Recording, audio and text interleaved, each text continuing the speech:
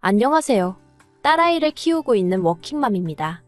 어디다 하소연할 곳도 마땅치 않고 그래서 여기에 오게 되었어요.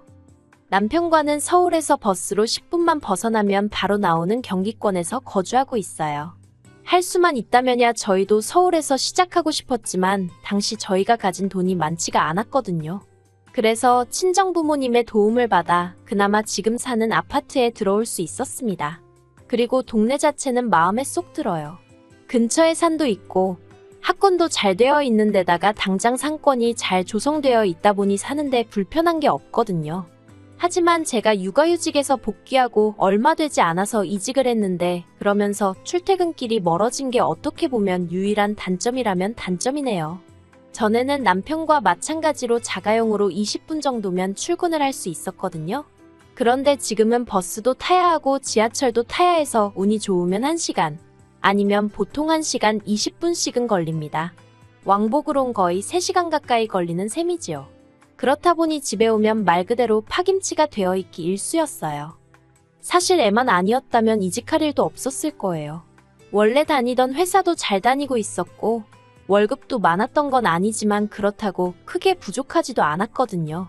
그런데 어머님 아버님의 성화로 저희 계획보다 이르게 아이를 갖게 되었습니다. 그리고 애를 키우는데 돈이 많이 든다는 건 알고 있었는데 그게 제 예상보다 훨씬 많이 들더라고요. 게다가 엄마 마음이란 게 제 자식이 남한테 치이는 꼴을 보고만 있을 순 없잖아요. 정말이지. 뭐라도 해줄 수만 있다면 더 해주고 싶고 그렇잖아요. 저도 별반 다르지 않았지요. 산후조리원에서 만난 여자들부터 시작해서 여기저기서 말이 들려오니까 하루라도 빨리 뭐도 가르쳐야 될 것 같고 옷도 먹는 것도 좀 더 좋은 걸로 챙겨주고 싶어지고 여러 가지로 조바심이 나더라니까요. 그런 와중에 복귀한 회사는 저를 어찌나 서럽게 하던지요. 비록 제가 대기업을 다니고 있던 건 아니어도 동네 구멍가게도 아니고 그래도 나름 직원 수도 100명이 넘고 연매철도 몇십억인 그런 곳이었거든요. 그런데 애엄마에 대한 인식은 아주 저질도 그런 저질이 없었습니다. 회사에 복귀하고 얼마 되지 않았을 때였어요. 사장실로 호출을 하길래 갔더니 퇴직금 얼마 챙겨줄 테니까 알아서 제 발로 나가라는 거예요. 자기는 애 문제로 자리 이탈하고 회사 일에 집중 못하는 그런 직원은 필요 없다면서요. 하지만 저는 그 말이 어처구니도 없고 가당치 않다 싶어서 따르지 못한다 알렸습니다. 마음 한켠으론 묵묵히 버티면서 제 할 일만 잘해내면 사장도 자기가 잘못 생각했다는 걸 깨닫고 저에게 미안해할 거라고 생각하면서 말이에요. 하지만 제가 너무 순진했던 거지요. 어떻게든 열심히 해보려는 저에게 예전과 다른 업무를 배정해준다던가 혼자 지하에 있는 사무실에서 일을 하게 한다거나 정말이지 정신적으로 너무 힘들게 하더라니까요. 그러다 그런 상황 속에서 다른 회사로부터 스카웃 제의를 받게 되었는데 바로 제가 지금 다니고 있는 회사입니다. 회사가 먼 게 마음에 걸리긴 했지만 이직을 안 한다고 해서 얼마나 버틸 수 있을지도 확신할 수 없었고 어쨌든 제가 먼저 지원한 게 아니라 오퍼라 그런지 연봉 조건도 좋았어요. 그러니 저로선 거절할 처지가 못 되었지요. 하지만 이 소식을 들은 어머님께서 애엄마가 돼가지고 밖으로 도내만의 말씀이 많으시대요. 제 딴에는 열심히 살려고 그러는 건데 어머님이 그런 식으로 말씀하시니 속이 어찌나 상하던지요. 그리고 말이 나와서 말이지만 까놓고 말해서 결혼할 때를 생각하면 지금도 사기 결혼을 당한 게 아닌가 싶을 정도로 억울할 때가 많았거든요. 일단 결혼 전까지만 하더라도 어머님 성격이 저런 줄은 꿈에도 생각을 못했고요. 여러 가지 이해 못할 행동도 많이 하셨어요. 처음 제가 시댁에 인사를 드리러 갔을 때 전 어머님의 얼굴을 보고 깜짝 놀랐습니다. 사람이 어떻게 살아왔는지 얼굴을 보면 다 드러난다고 하잖아요. 저희 어머님은 뭐라고 해야 할지 미운 주름이 많으셨어요. 인상 쓸 때 생기는 미간 주름이라던가 처진 입꼬리 주름이라던가 그런 거요. 게다가 말씀도 어찌나 괄괄하게 하시는지 보통은 아니겠구나 싶었지요. 하지만 어쩐 일인지 어머님은 결혼식도 혼수도 전부 다 저희들더러 알아서 하라시며 전혀 간섭도 안 하셨고 연락을 자주 해라 마라 그런 것도 없으시대요. 그래서 전 속으로 사람이 생긴 것만 보고는 모른다더니 정말 그렇구나 하고 생각했답니다. 그런데 문제는 결혼식이 임박할 때까지도 처음에 저희 결혼에 보태주시기로 한 5천만 원에 대해서 이렇다 저렇다 말씀이 없으신 거예요. 저는 저대로 돈 이야기다 보니 껄끄러워서 눈치만 살피고 있었고요. 그러다 답답한 마음에 여쭸더니 덜컥 제 손을 잡으시곤 당신 사정을 길게도 늘어놓으시대요. 그리고 그때는 식은 코앞이지. 어머님하고는 그럭저럭 정도 들었지. 그래서 제가 냉정하게 상황 파악을 못하고 남편이랑 상의 끝에 어머님이 해주신다던 돈은 대출을 받아서 해결했답니다. 그렇다 보니 결혼식을 올리고 나서도 한동안 애 가질 생각은 꿈도 못 꿨지요. 그런데 결혼한 지 1년도 안 돼서 아버님이 쓰러지시고 이래저래 집안에 일이 좀 있었어요. 그러니까 어머님이 하루빨리 손자라도 아버님한테 안겨드려야 하지 않겠냐며 그렇게 밤이고 낮이고 저를 닥달을 하시는 거예요. 남편도 남편대로 마음이 급한 눈치였고요. 그리고 그때 남편이 분명히 했던 말이 아이만 낳으면 어머님이 애도 봐주시고 여러모로 도움을 많이 주실 거라 했습니다. 솔직히 친정에 맡기기도 여의치 않았던 상황이라 그래 여러 가지로 좋은 일 한다 생각하자 마음을 먹었어요. 그렇게 지금 딸애를 갖게 되었고요. 하지만 이게 웬걸요. 막상 애를 갖고 나니까 어머님이 도와주시긴 뭘 도와주시나요. 입덧이라도 하면 그걸 가지고 애 가졌다가 유세하냐. 생색내지 말라 별소리를 다 하시대요. 그뿐만이 아니었습니다. 애도 예뻐해주질 않으시니 그게 그렇게 서운하더라니까요. 저희 애 첫돌 때요. 금반지까지는 기대도 안 했습니다만 어쩜 양말 한 짝도 안 사주실 수가 있어요? 그러니 저라고 시댁에 돈을 쓰고 싶지가 않더라고요. 그런데 올해 초였습니다. 어머님이 집에서 밥이나 같이 먹게 오라고 해서 갔거든요. 그런데 신혼에도 와 있더라고요. 신우는 남편보다 2살 어리고 저희 결혼한 다음 해에 결혼을 했어요. 애는 아직 없고요. 아무튼 그런 상황에서 어머님이 뜻밖의 이야기를 꺼내셨습니다. 어머님 아버님이랑 신혼애랑 합가를 하기로 했다는 거예요. 그래서 집을 리모델링을 해야 한다는데 그 돈을 저희더러 좀 보태라고 하시는 게 아니겠어요? 황당했지요. 보아하니 신혼애가 들어와서 산다고 하니까 리모델링 이야기가 나온 것 같은데 그걸 그러면 신혼애외가 보태야지 왜 저희가 보태나 싶어서요. 그리고 막말로 돈이 있어야 그것도 뭐 보태드리던지 하지 저희도 여유가 없이 빠듯했거든요. 그래서 어머님께 죄송하다 그럴 만한 돈이 없다고 일단은 그렇게 말씀을 드렸습니다. 그러자 어머님이 니들 얼마 전에 자동차 계약했다 하지 않았냐면서 그 이야기를 꺼내시는 거예요. 사실 남편이 타던 차는 남편이 직장에 들어가자마자 샀던 차라 10년도 더 된 차였고 제가 타던 차도 7년이 넘은 차였습니다. 그런데 이제 애를 데리고 어디라도 가려니까 이 차고 저 차고 불안해서 태울 수가 있어야 말이지요. 그래서 조금 무리한다 싶기는 했지만 가족용 SUV를 한 대 계약을 하긴 했었어요. 그런데 어머님이 저희더러 지들 차 살 돈은 있고 당신 리모델링비는 못 내주냐면서 얼마나 짜증을 내시던지. 신우 남편도 있는 자리라서 제가 더 세게 나가지는 못했지만 저렇게 막무가내일 수가 있나 싶더라니까요. 그래도 결국은 어쨌든 돈이 없으니 리모델링비는 못 해드렸어요. 듣자 하니 신혼의 집 팔고 빚 갚고 얼마 남았던 모양이라 그 돈으로 하기로 했다더군요. 이건 여담이지만 신혼애가 어머님네 들어가서 살게 된 게 신우가 신우 남편 몰래 동네 여자들한테 거짓말을 치고 돈을 빌려다 쓴 모양이 돼요.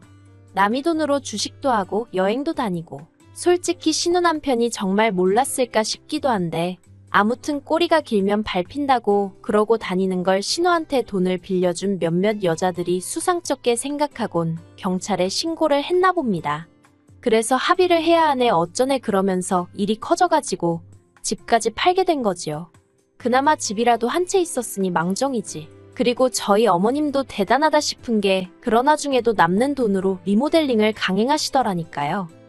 그런데 리모델링을 시작할 무렵 어머님이 저희랑 상의도 없이 저희 집에 아버님이랑 오셨더라고요. 그리고는 공사기간 동안 가 있을 곳이 없으니 당연한 거 아니냐면서 저희 집에 한 달 정도 계시겠다는 게 아니겠어요? 어이가 없었지요. 어머님 댁에서 5분 남짓한 거리에 이모님 혼자 살고 계시거든요. 뭐 아버님 입장에서야 처제인 이모님보다는 아들 집이 편하셔서 그러실 수도 있지만 아무튼 여러 가지로 저도 날이 서더라고요. 그런데 이미 짐까지 싸들고 오신 분들한테 안 된다고 할 수도 없고 남편도 자기도 몰랐다면서 미안하다고 하대요. 그래서 유야무야 같이 지내게 되었습니다. 그리고 말해 뭐 하겠어요. 한 달이 1년처럼 길고 고역이었습니다. 어머님이 계신다고 저나 남편의 일상이 조금 편해지고 그런 게 전혀 없었어요. 저는 집에서 7시에는 나가야 제 시간에 출근을 할 수 있었는데 어머님이 아침을 차려달라고 하질 않으시나 화장실도 하나뿐인데 그걸 차지하고 안 나오시고 정말 일부러 저러시나 싶을 정도로 아침부터 사사건건 사람 환장하게 하시더라고요. 게다가 아이도 전혀 봐주시려 하지 않으셔서 남편이 등하원을 시키는 건 여전했습니다. 그래도 남편은 자기 부모님이라 그런지 어떻게든 이해하려 하는 눈치였지만 막말로 저는 피 한 방울 안 섞인 남이었으니 불편할수록 싫은 마음이 극에 달하더라니까요.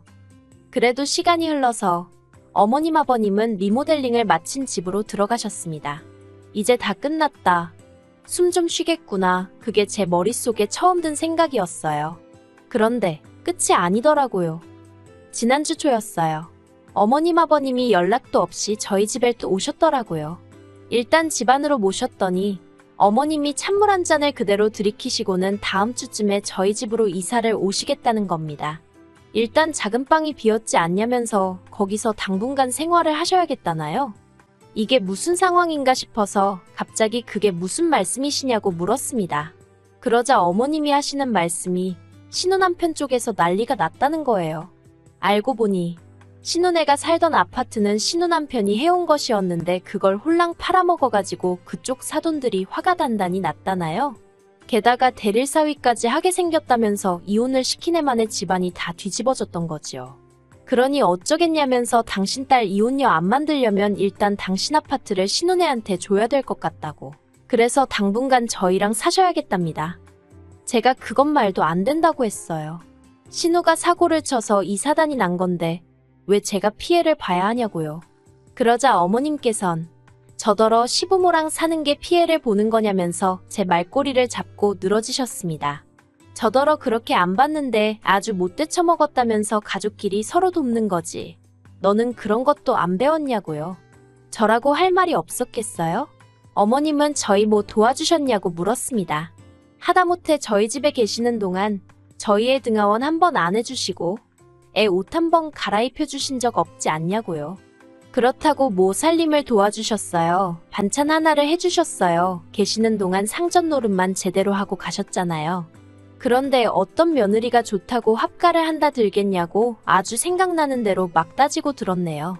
그러자 옆에 있던 남편이 말이 너무 심한 거 아니냐며 저를 막더라고요. 솔직히 남편이라도 확실히 제 편을 들어줬다면 제가 그래도 화가 그렇게까지 나진 않았을 것 같아요. 그런데 남편이 저를 가로막는 순간 왜 시쳇말로 눈 돌아간다고 하잖아요.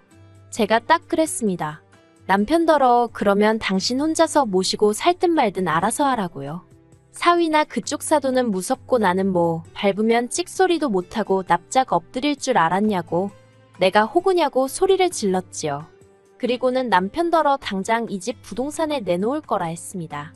아파트 계약 당시 대출을 제 이름으로 받으면서 명의도 제 이름으로 했는데 어휴 지금도 그때를 생각하면 천만 다행이다 싶어요. 아무튼 이후로도 남편은 계속해서 저더러 말을 가려서 하라면서 어쩌고저쩌고 아주 난리도 아니대요. 결국 듣다 못한 제가 먼저 이혼하자는 초강수를 뒀습니다. 그러자 남편이 콧방귀를 뀌더라고요.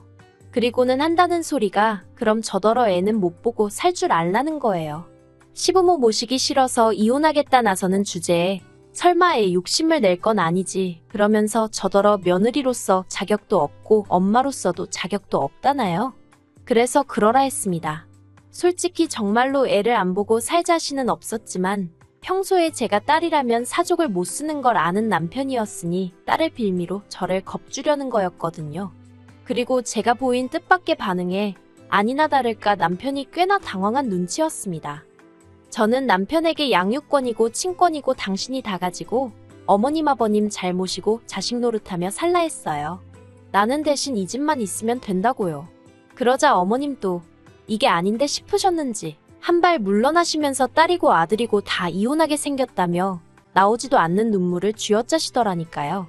저는 남편에게 어머님과 나 둘 중 하나를 선택해라 그런 소리는 안 하겠다 했습니다. 대신 어머님을 바라보고는 어머님께 신혼애한테 생긴 문제는 그쪽에서 알아서 해결하게 하시고 어머님은 어머님 집이나 잘 지키시라 했어요. 그렇게 하셔야 어머님 아들도 잘 살 수 있는 거라면서 아들 며느리가 호구가 아니라는 것 좀 알아달라 했지요. 그러자 남편도 제 말에 수긍을 하며 어머님께 별 수 없지 않느냐고 걔들 문제는 걔들더러 알아서 하라고 해. 그러대요. 그렇게 일단은 저희 집에 평화가 찾아오긴 했어요. 솔직히 얼마나 갈지는 두고 봐야 알겠지만요. 남편도 자기가 장남이다 보니 어머님 아버님을 챙겨야겠다는 생각이 들어서 순간 자기가 저에게 말을 심하게 했다며 미안하다 사과해왔습니다. 하지만 말이라는 게 한번 엎어지면 주워 담을 수 없다고 제가 받은 충격과 상처가 한 번에 괜찮아지진 않더라고요. 그래서 지금 남편이 무척 꼴보기 싫은 상황이긴 하네요. 그래도 뭐 애 아빠고 그동안 저에게 잘해왔으니 한 번 더 기회를 줄 생각입니다. 어머님은 이후로 저에게 연락은 따로 안 해오고 계세요. 그리고 신혼에는 별거를 시작했다대요. 신우 남편은 자기 본가로 갔고 신우는 신우대로 어머님 아버님하고 지내고 있어요. 그래서 신우가 저나 저희 남편을 원망하는 눈치긴 한데 그거야 뭐 솔직히 그러던지 말던지 관심은 없습니다. 저는 제 가정이 소중하지 신우 가정까지 챙겨줄 여력도 없고 능력도 안 되거든요. 어떻게 끝내야 할지 모르겠습니다만 제가 하고 싶은 말은 가끔은 생각보다 더 세게 나가야 원하는 바를 얻을 수 있는 것 같다는 거예요. 앞으로도 어머님의 억지에 휘둘리지 않고 제 가정을 지키며 살아가 보겠습니다.